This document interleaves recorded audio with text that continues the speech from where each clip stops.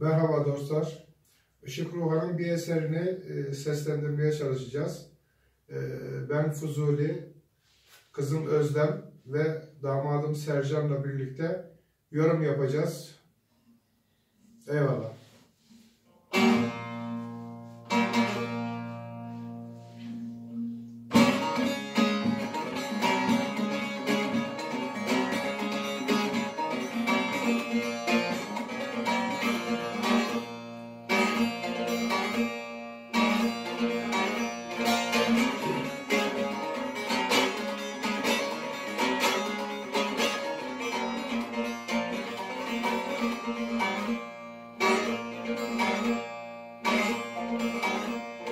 Gelin hoş görelim can gönülleri, can Muhammed Ali'de canı değil mi, canım değil mi?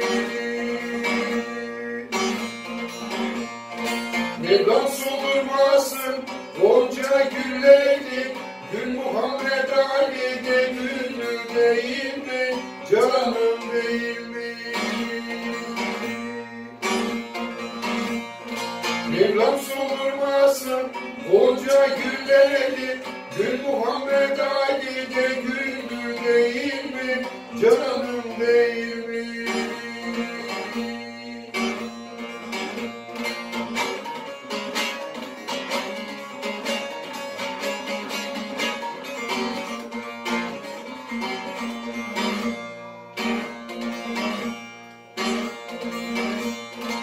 Güllerimiz solup geri durmasın, şahım gönlümüze de güman vermesin, güman vermesin. Kim tuttuğumuz eli kırmasın, el Muhammed Ali'de eli değil mi, canım değil mi? Kim tuttuğumuz eli kırmasın, el Muhammed Ali'de eli değil mi, canım değil mi?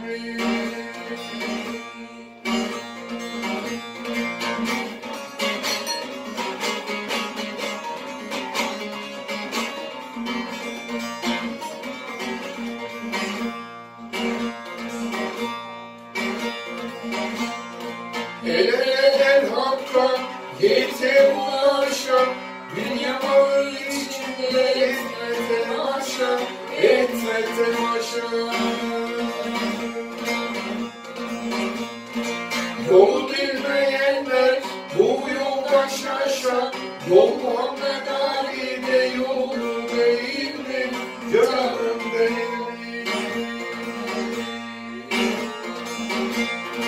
Yolu bilmeyenler bu yoldan şaşar, yol Muhammed Ali'de yolu değil mi, canım değil mi?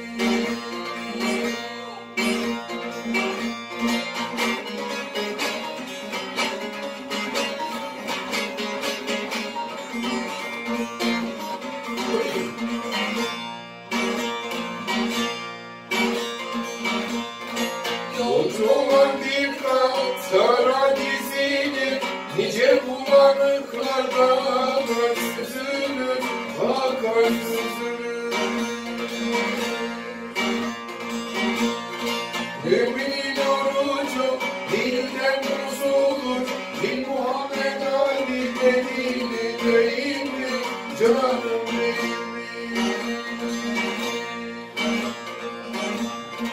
Müminin orucu dilden bozulur, dil Muhammed Ali'de dili değil mi, canım değil mi?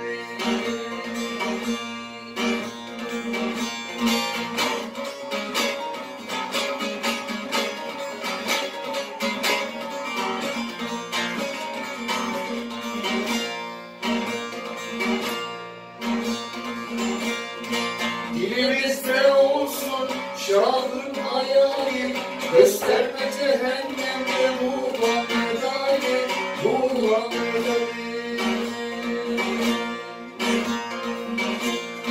Işık Ruhan derler, bize geleni, Muhammed Ali derler.